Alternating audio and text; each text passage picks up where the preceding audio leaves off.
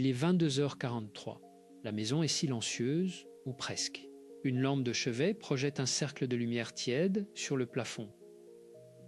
Quelqu'un est allongé dans son lit, les yeux ouverts, les bras le long du corps, et l'odeur de la lessive propre sur les draps ne parvient pas à apaiser ce quelque chose qui tourne encore, là, derrière le sternum, à 3 doigts exactement sous la cage thoracique, comme une roue qui ne sait plus s'arrêter. La journée est terminée depuis des heures. Le corps est épuisé.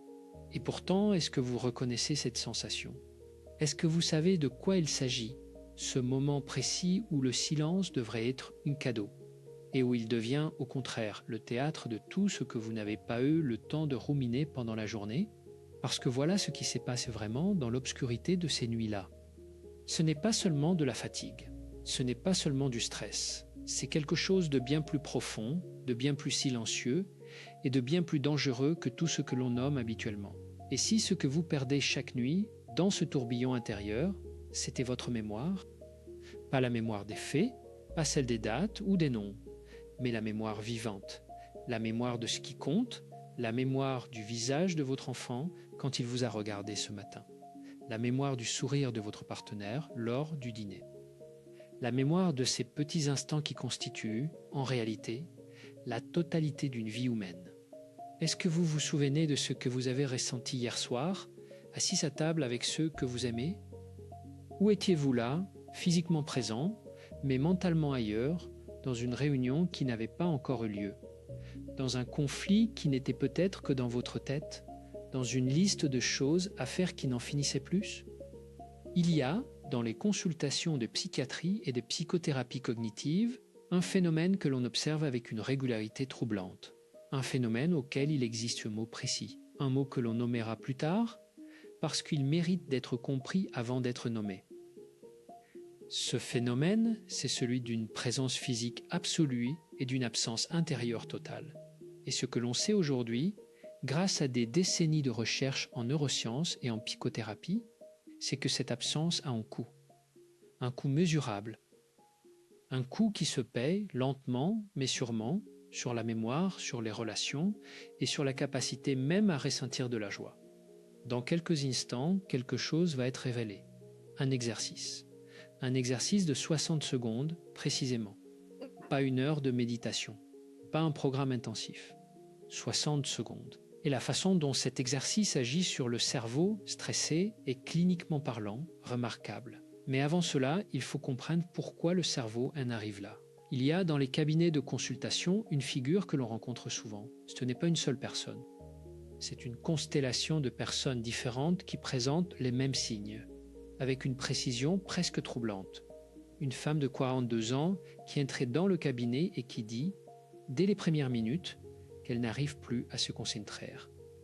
Un homme de 50 et un an qui confie qu'il oublie des conversations entières qu'il a eues avec ses enfants. Une professionnelle de 48 ans qui explique qu'elle relit plusieurs fois le même paragraphe sans en retenir le sens.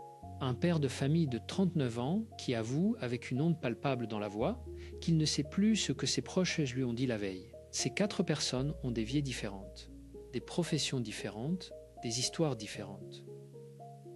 Mais elles partagent 4 signes communs, 4 signes qui forment un pattern ou motif que l'on reconnaît immédiatement quand on l'a vu suffisamment de fois. Le premier signe, c'est ce que l'on pourrait appeler la présence fantôme. Ils sont là, mais ils ne sont pas là. Leurs yeux regardent, mais ne voient pas vraiment. Le deuxième signe, c'est une fatigue qui ne répond plus au repos. Ils dorment, parfois beaucoup, et se réveillent épuisés. Le troisième signe, c'est une irritabilité qui arrive de nulle part, comme une vague sans avertissement, et qui frappe ceux qu'ils aiment le plus. Et le quatrième signe, le plus douloureux, peut-être, c'est cette sensation de regarder sa propre vie de derrière une vitre, comme si elle se passait sans eux. Est-ce que l'un de ces signes vous parle? Est-ce que vous reconnaissez quelque chose dans ce tableau? Parce que si oui, ce que vous allez apprendre ici n'est pas une théorie abstraite.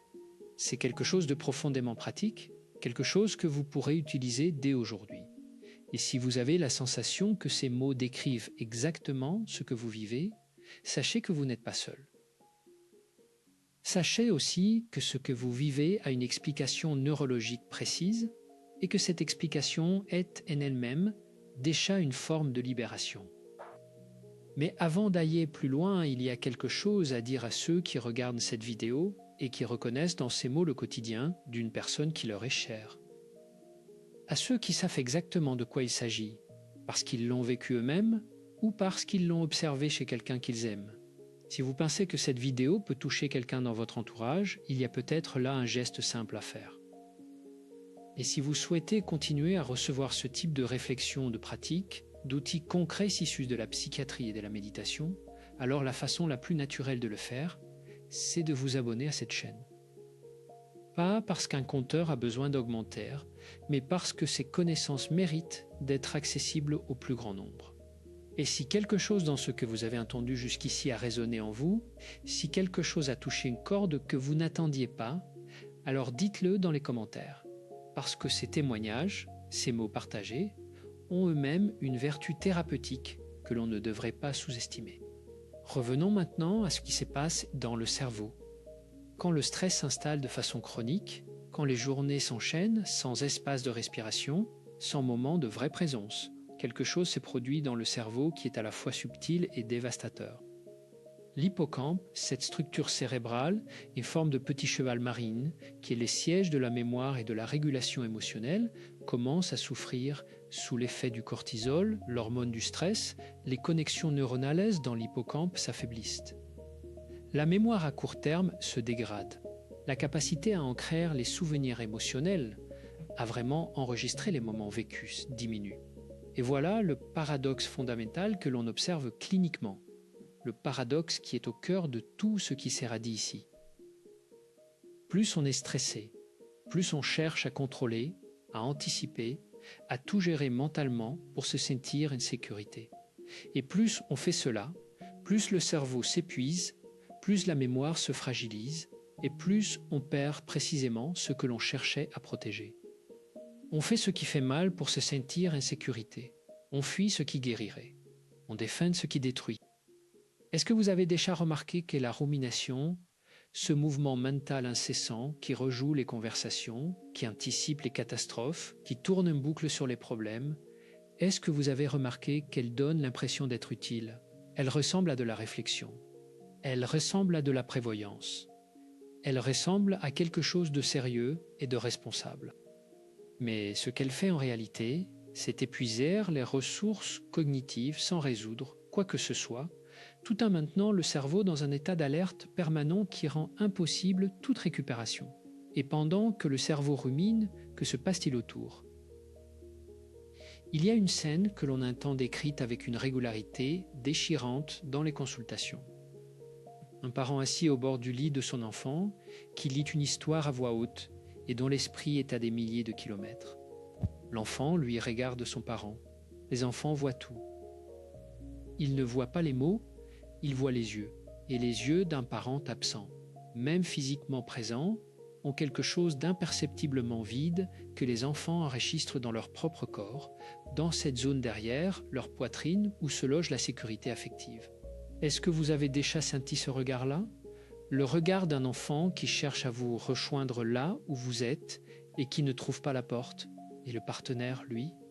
Il y a quelque chose de particulièrement cruel dans la façon dont l'absence mentale chronique érode les relations de couple. Parce qu'il n'y a pas de rupture spectaculaire, pas de conflit violent, juste une accumulation silencieuse de dîners partagés, sans vraie présence, de conversations où l'un parle et l'autre intonne sans écouter, de moments d'intimité traversés un pilote automatique. Et un jour, sans qu'on sache très bien quand cela a commencé, la distance est là, solide, installée, et l'on se demande comment on en est arrivé là. Comment est-ce possible de perdre quelqu'un que l'on aimait sans jamais l'avoir quitté physiquement? C'est possible parce que la présence n'est pas une question de corps. La présence est une question d'attention. Et l'attention, quand elle est constamment capturée par le bruit mental, n'est plus disponible pour les personnes qui se trouvent devant nous. Voilà pourquoi ce que vous allez apprendre ici n'est pas seulement une question de gestion du stress personnel. C'est une question de relation. C'est une question de ce que vous transmettez à ceux que vous aimez. C'est une question de la qualité de vie que vous construisez ou que vous laissez s'effriter chaque jour. Maintenant, il faut regarder en face quelque chose de difficile. Si rien ne change, si le cycle continue, si les journées continuent à s'enchaîner dans ce même état de présence fantôme et d'absence intérieure, qu'est-ce qui se passe ensuite? Les données cliniques sont claires et elles sont sévères.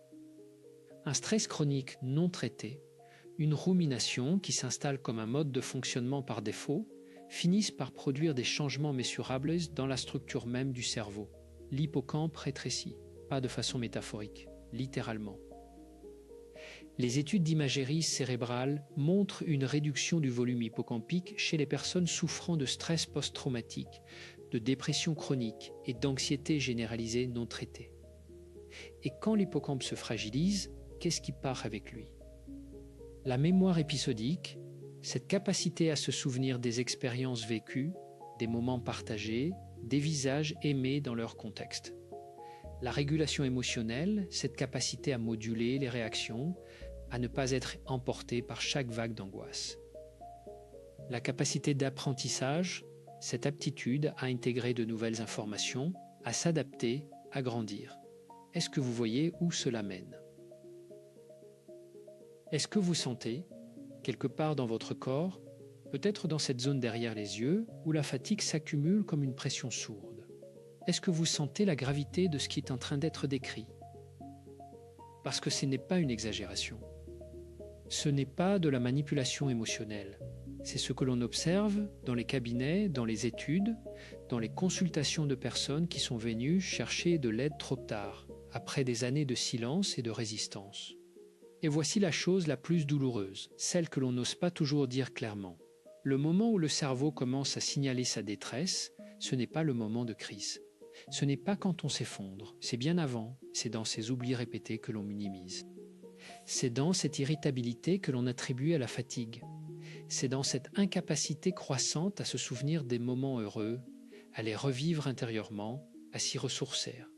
Et si les signaux que vous ignorez depuis des mois étaient déjà ces signaux-là? L'anxiété chronique ne s'arrête pas d'elle-même. C'est l'une des vérités les plus importantes que la clinique psychiatrique enseigne. Elle ne s'atténue pas avec le temps si rien ne change. Elle se consolide. Elle creuse des sillons neuronaux. Elle devient un mode de fonctionnement par défaut que le cerveau adopte parce qu'il ne connaît plus autre chose. Et au bout de ce chemin-là, il y a une forme d'épuisement que les médecines nomment burn-out ou dépression, mais qui est en réalité quelque chose de plus profond. Une extinction progressive de la capacité à ressentir, à se connecter, à se souvenir. Vous méritez mieux que cela. Vos enfants méritent un parent qui est vraiment là. Votre partenaire mérite quelqu'un dont les yeux sont présents quand il regarde. Et vous-même, vous méritez de vous souvenir de votre propre vie. Alors voici ce que la psychiatrie, la méditation et la psychologie cognitive ont appris ensemble au fil de décennies de recherche et de pratiques cliniques. Il existe des façons concrètes, accessibles et scientifiquement validées de rompre ce cycle. Et l'une d'elles peut s'accomplir en 60 secondes, précisément. Mais avant de révéler cet exercice, il faut comprendre un principe fondamental. Parce que comprendre pourquoi quelque chose fonctionne, c'est ce qui transforme une technique en outil vivant. Le cerveau stressé est un cerveau en mode survie. Ce que les neurosciences appellent l'activation de l'amygdale, ce noyau cérébral en forme d'amande qui déclenche les réponses de peur et d'alerte, cette activation produit une cascade hormonale qui préparait le corps à fuir ou à combattre. La respiration se raccourcit, les muscles s'étendent, la vision se rétrécit et le cortex préfrontal, siège de la pensée rationnelle, de la mémoire de travail, de la planification et de l'empathie, se met en veille. En veille. Voilà ce qui se passe dans le cerveau d'une personne stressée. La partie du cerveau qui permet de vraiment écouter, de vraiment voir, de vraiment se souvenir est littéralement moins active. Ce n'est pas un choix, ce n'est pas un manque d'amour ou de volonté. C'est de la biologie. Et comment réactive-t-on le cortex préfrontal? Comment dit-on au cerveau que la menace est passée, que le moment présent est sûr, que l'on peut sortir du mode survie et rentrer dans le mode vie. C'est ici que quelque chose d'extraordinairement simple entre en scène. Quelque chose que l'on utilisait déjà intuitivement sans savoir pourquoi cela fonctionnait. Quelque chose que les traditions méditatives ont pratiqué pendant des millénaires et que la neuroscience moderne a fini par valider avec une précision remarquable. Il y a un mot pour ce principe. Un mot que l'on a mentionné dès le début, un concept que l'on a tourné autour depuis plusieurs minutes. Ce mot sera révélé, et il sera révélé complètement, avec toutes ses dimensions pratiques, dans quelques instants. Mais d'abord, il faut passer par la porte qui y mène. Imaginez quelqu'un qui se réveille un matin, dans ce même lit de 22h43, et qui décide de faire quelque chose de différent. Pas un grand geste, pas une résolution spectaculaire. Juste une petite chose. Une chose qui prend 60 secondes. Voici ce que cela ressemble. Elle ouvre les yeux, il est 6 heures du matin, et la lumière d'hiver passe entre les rideaux en lamelles obliques, dorées et froides à la fois. Avant même que le premier roulement de pensée commence, avant même que la liste des choses à faire ne s'allume dans son esprit comme un tableau de bord, elle fait quelque chose de délibéré. Elle pose une main sur sa poitrine. Là, exactement là où la tension s'installe en premier, à cet endroit précis sous le sternum. Et elle respire, mais pas n'importe comment. Voici le premier élément de l'exercice. Une inspiration par le nez pendant 4 secondes. Lente, consciente, qui remplit d'abord le ventre, puis la poitrine. Une rétention légère, 2 secondes. Puis une expiration par la bouche, lente, très lente, pendant 6 secondes au moins. Presque 7. Ce ratio, inspiration courte, expiration longue, active le système nerveux parasympathique. Il dit au corps chimiquement et neurologiquement que le danger est passé. Il ralentit le rythme cardiaque. Il relâche le diaphragme. Il réouvre l'espace cognitif. Mais ce n'est que la première partie. La deuxième partie de ces 60 secondes, c'est ce que l'on appelle en psychothérapie cognitive, l'ancrage sensoriel. Et voici comment cela se pratique concrètement. Pendant que la respiration se stabilise, on nomme mentalement ou à voix basse 5 choses que l'on perçoit dans l'instant. Pas 5 choses que l'on doit faire. Pas 5 problèmes à résoudre. 5 perceptions. Ce que l'on voit, ce que l'on entend, ce que l'on sent physiquement. La lumière entre les rideaux. La chaleur de la couverture sur les jambes. Le bruit sourd de la circulation au loin. L'odeur du café qui commence à monter de la cuisine. La texture du tissu sous la paume de la main posée sur la poitrine. 5 perceptions concrètes, 5 points d'ancrage dans le réel. Et qu'est-ce que cela fait au cerveau? Cela active les zones sensorielles du cortex. Et quand les zones sensorielles du cortex sont actives, elles entrent en compétition directe avec les circuits de la rumination. On ne peut pas, neurologiquement parlant, être pleinement présent dans une sensation corporelle et simultanément perdue dans une pensée anxieuse. Ce sont 2 modes qui ne peuvent pas coexister avec la même intensité au même moment. Est-ce que vous comprenez l'importance de ce que l'on vient de dire? Est-ce que vous sentez la portée de ce paradoxe inversé? La rumination vous a volé la présence.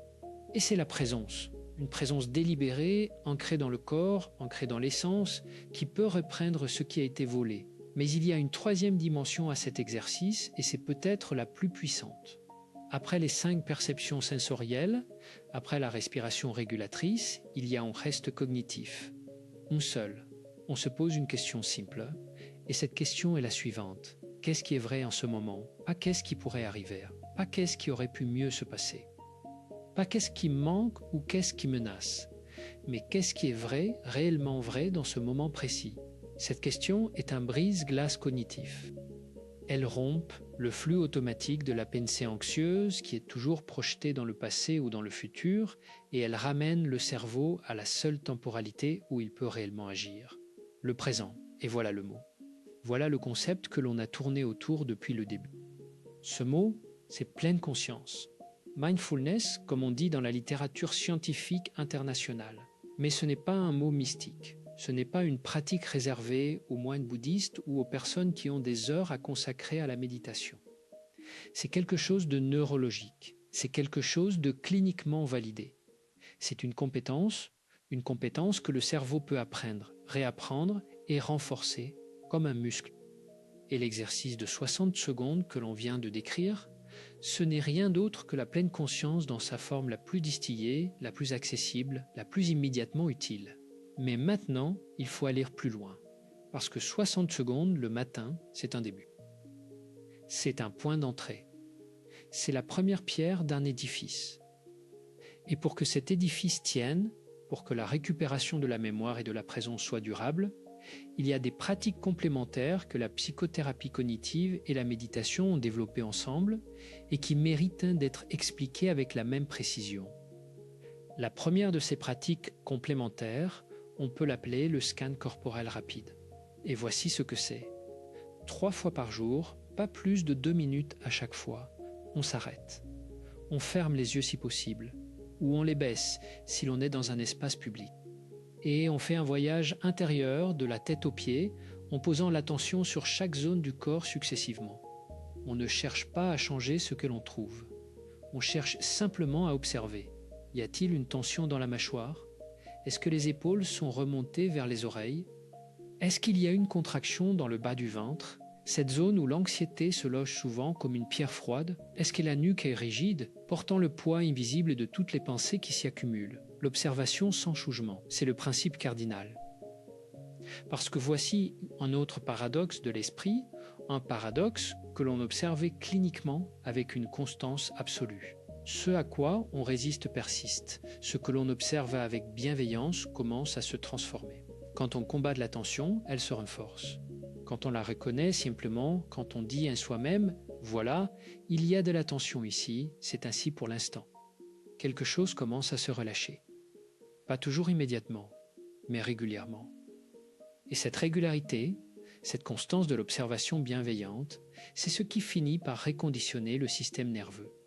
La deuxième pratique complémentaire, c'est ce que la psychologie cognitive appelle la restructuration des pensées automatiques. Et voici comment cela s'applique concrètement dans la vie de tous les jours.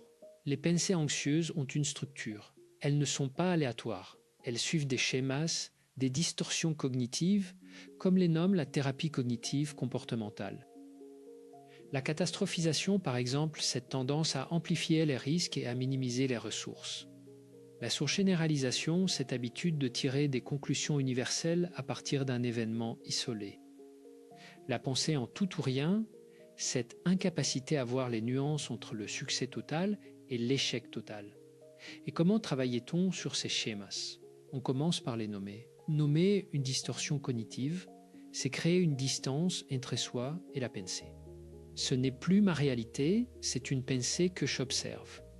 Et je peux voir que cette pensée suit un schéma que je reconnais. Cette distance est fondamentale.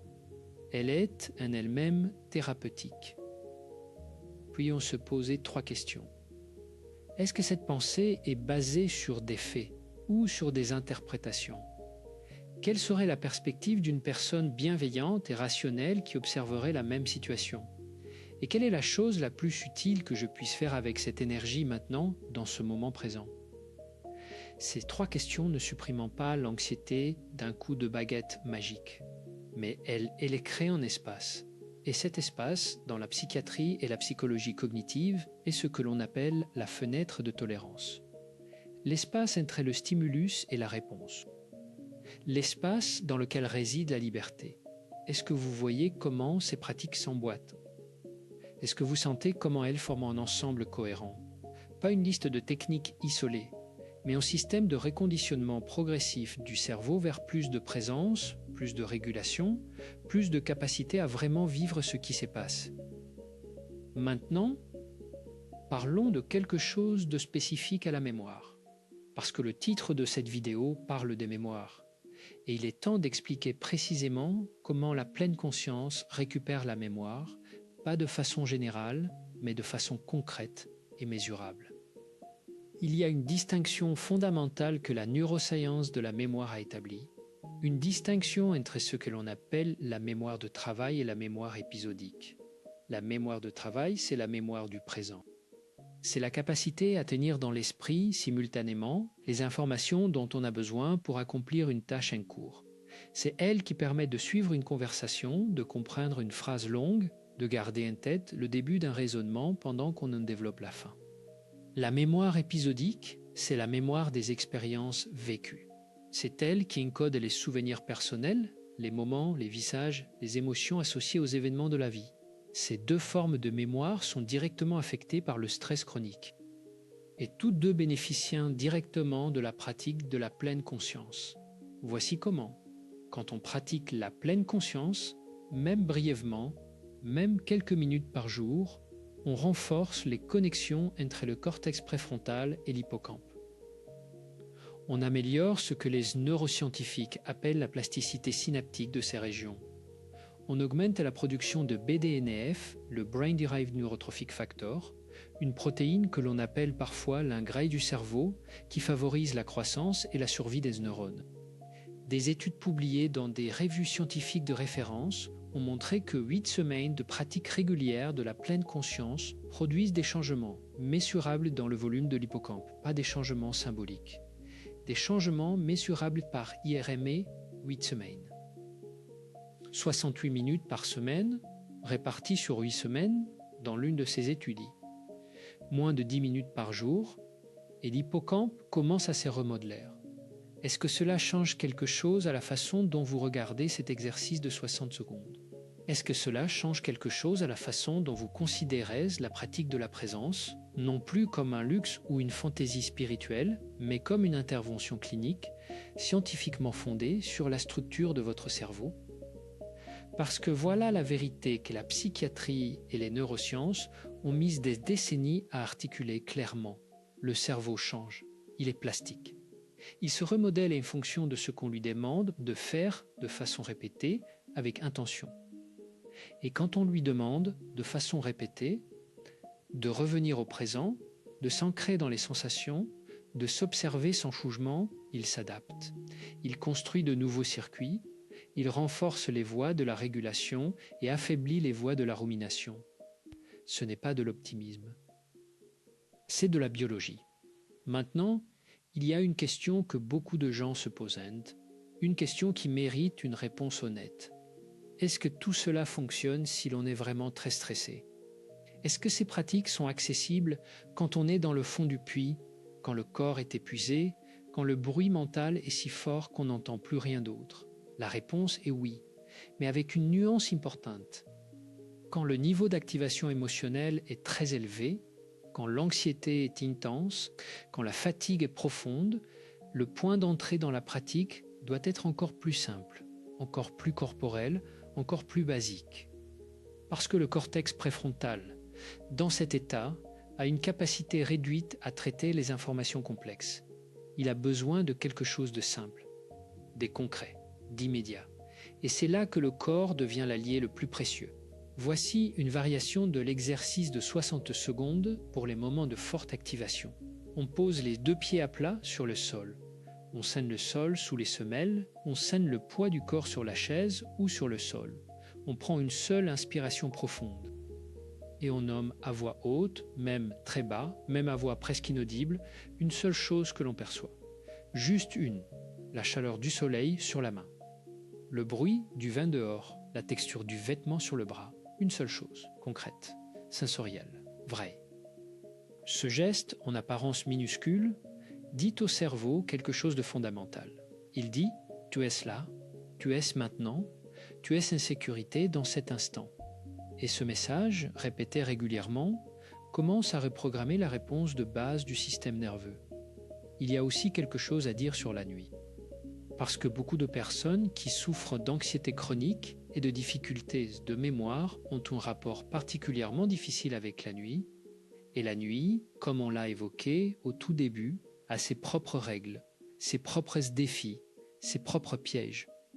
Voici une pratique spécifique pour les insomnies de rumination, ces nuits où l'esprit s'embaillait et où le corps est épuisé, mais ne peut pas s'abandonner au sommeil. On appelle cette pratique le journal des décompressions. Et voici ce que c'est. 20 minutes avant d'aller au lit, on prend un carnet, n'importe lequel, et un stylo. Pas un écran, un carnet et un stylo. Et on écrit pendant 5 minutes, pas plus, tout ce qui occupe l'esprit. Pas de structure, pas de style. Juste les pensées telles qu'elles arrivent.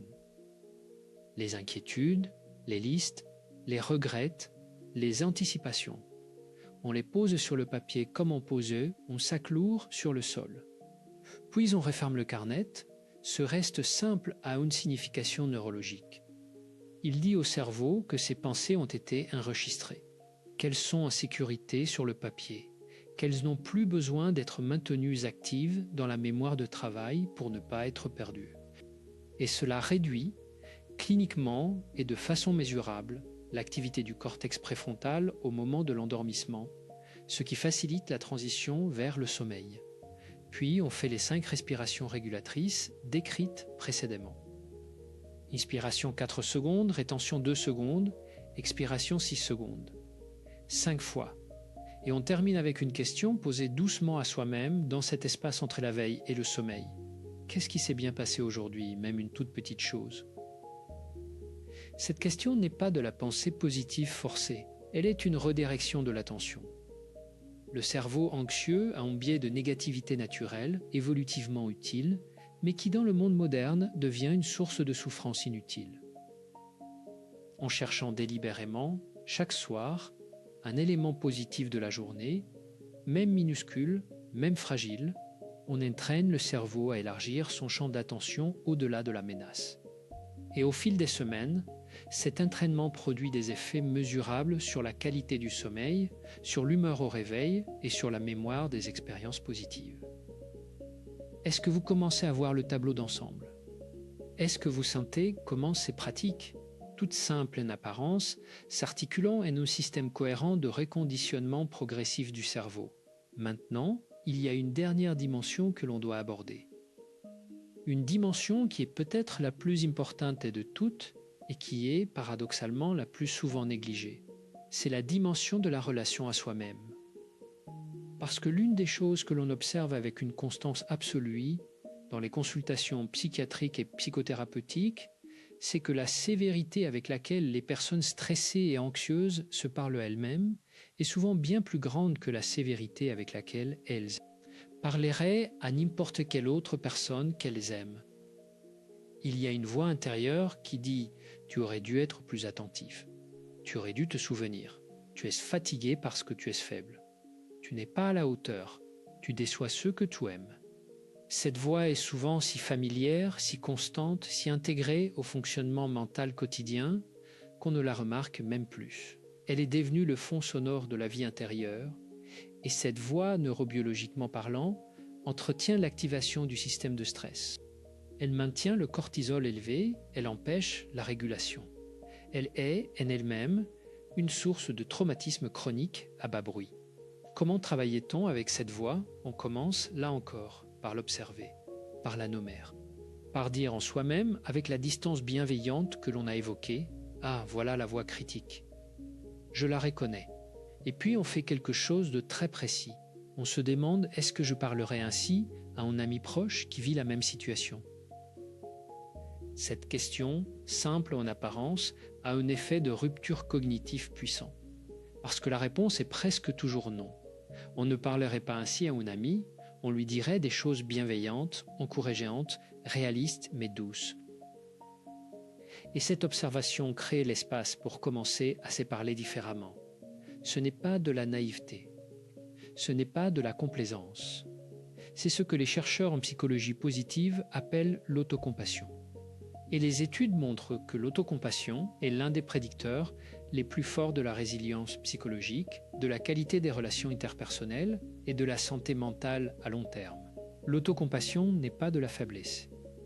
C'est la fondation sur laquelle toutes les autres pratiques reposent. Et voici le paradoxe final, le paradoxe qui referme toute la boucle de ce qui a été dit depuis le début. Plus on est sévère avec soi-même, plus on se juge pour ses oublis, pour son manque de présence, pour son anxiété, plus on renforce les circuits du stress et de la rumination, et plus on aggrave précisément ce que l'on cherche à corriger. La bienveillance envers soi-même n'est pas un luxe, c'est une nécessité clinique. Alors voilà ce que l'on emporte de tout cela. Un exercice de 60 secondes composé de 3 éléments. La respiration régulatrice, l'ancrage sensoriel en 5 perceptions et la question « Qu'est-ce qui est vrai en ce moment ?» Une pratique complémentaire de scan corporel rapide, 3 fois par jour, 2 minutes chacune. Un outil de restructuration cognitive en 3 questions pour travailler sur les pensées automatiques anxieuses. Un journal de décompression pour les nuits difficiles.